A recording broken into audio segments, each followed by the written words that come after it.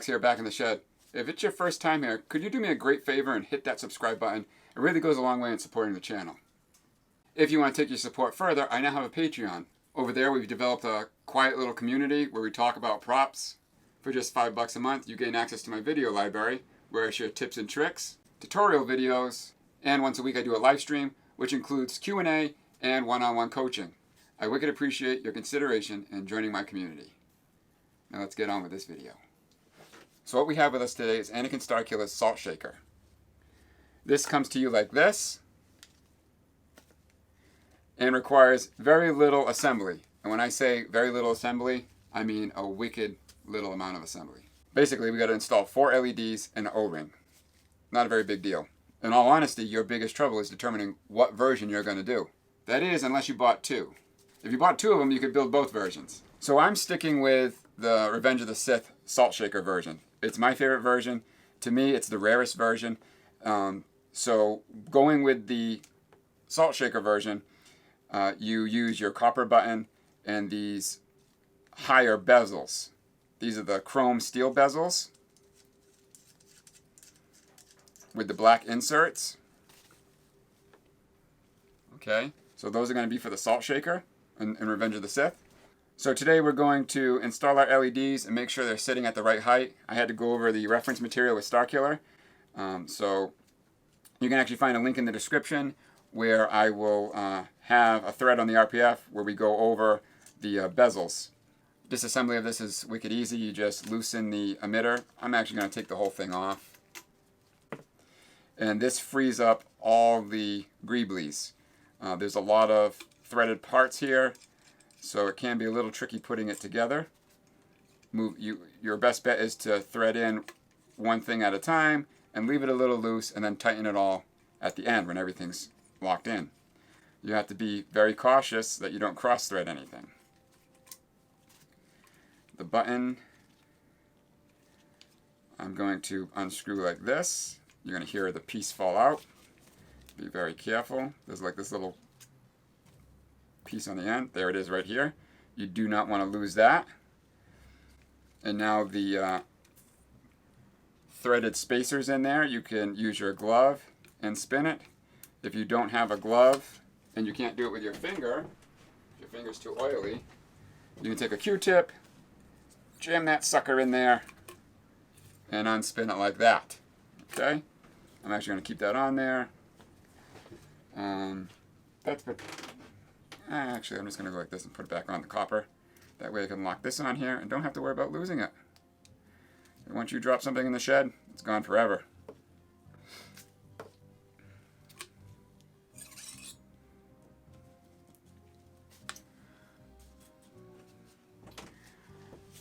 So one thing I'd like to discuss is Starkiller and I talked about finishing of the aluminum, and he recommends hitting this with some 000 steel wool or some orange Scotch-Brite pad, because there's 3 of them that we know of in existence, and each one's a little bit different. Some of them are super shiny, and some of them are buffed with some grain in them. I actually talked to Starkiller and said I like the finish that's on it now, so I'm not going to do anything to it. I'm going to leave it just the way it is. I think it's shiny just enough. But if you want to bring it to that level, now is the time. You can unscrew this spacer here and slide up, take the cover tag off, and then slide up the body shield, and then you can polish that by hand. And then you can use your steel wool or your Scotch-Brite pad to add the grain to it. Vice versa with the pummel cubes. You can take the pummel cubes off and hit that too. But I'm going to leave mine just the way it is. The kit included with your purchase is going to have way more options than mine. You're going to have flat LEDs for the episode 1 and 2 bezels, which are these here. They have flat LEDs like Starkiller's episode 1 saber. I have Anakin Starkiller's episode 1 saber here with the flat bezels and the flat LEDs. You can see here. And those flat LEDs come with your kit. So if you're going for an episode 2 Obi-Wan, you'd use those with the flat LEDs. But I'm going for the Salt Shaker. First things first, I'm going to install the red LED into the bike valve. this thing needs very little sanding around the edge to get in there. You can see that it fits in there. So we're just going to sand this a little bit around here.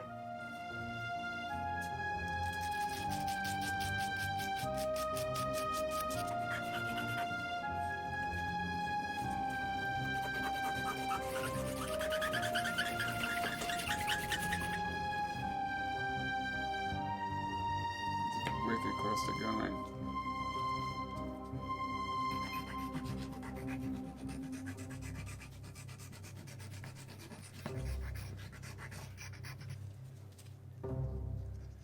Here we go.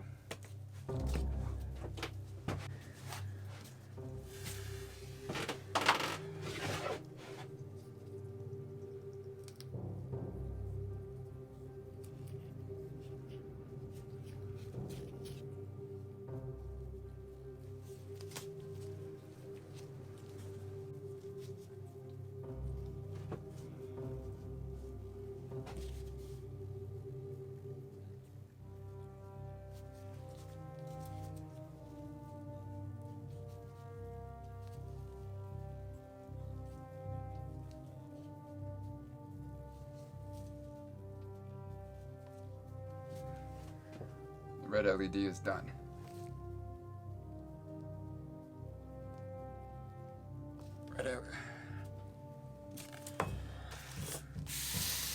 Now we're going to go on to these.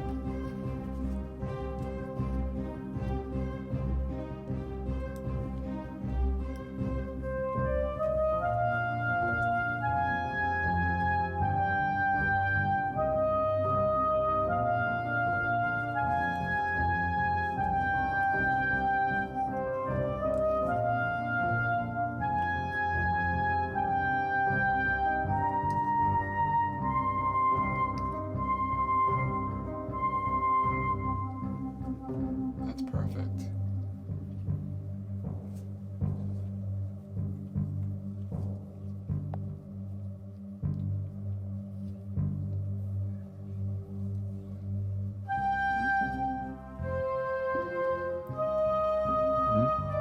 Blue's getting in trouble.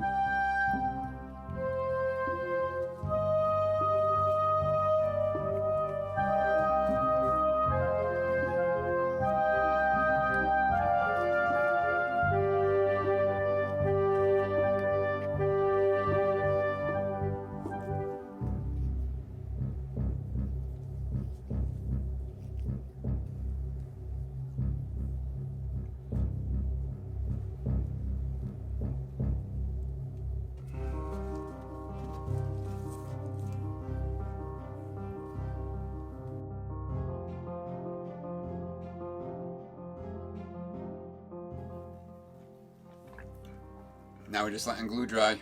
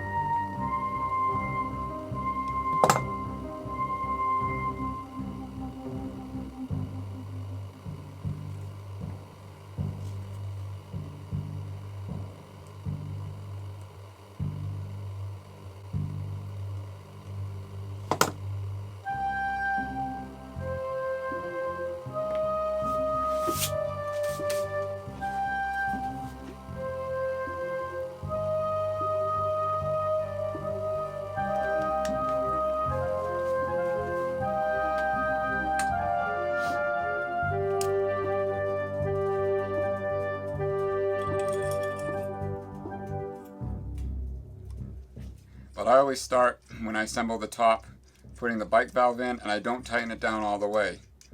The reason being, there's so many threaded parts, you tighten one down all the way, the rest of them aren't going to fit. So I just put them in by hand, fairly loose, get them all going, and then slowly tighten them one by one.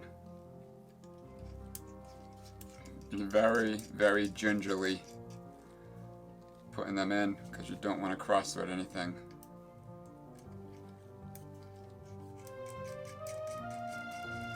Make sure the cover's off. Be very careful with the button because you could cross thread it.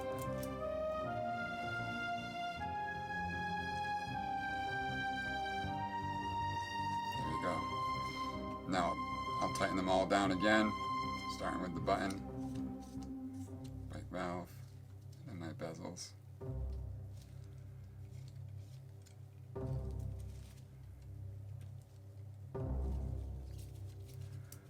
Ring up there. Oh, this guy is a genius.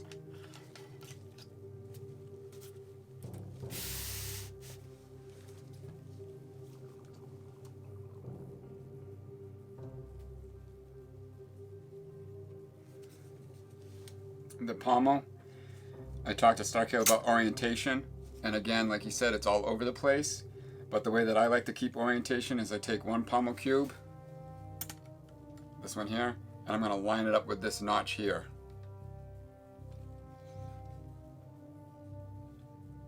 There we go.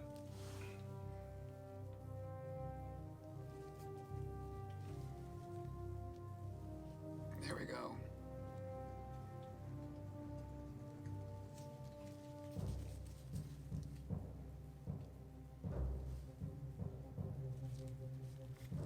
This is the first time this saber's ever been made.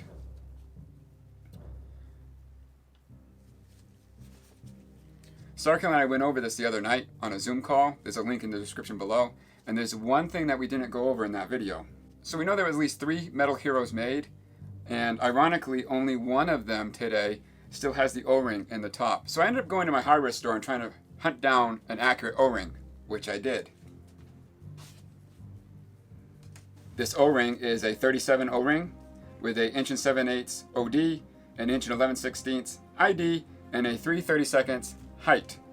The part number can be found here. And if I find it online, there'll be a link in the description below where you can purchase this same exact O-ring. My local hardware store had 2, so I grabbed both of them. And this thing fits flawlessly on it. It was like it was made for it. I did some scaling and gauged it perfectly. I am wicked, wicked happy with it. There we go.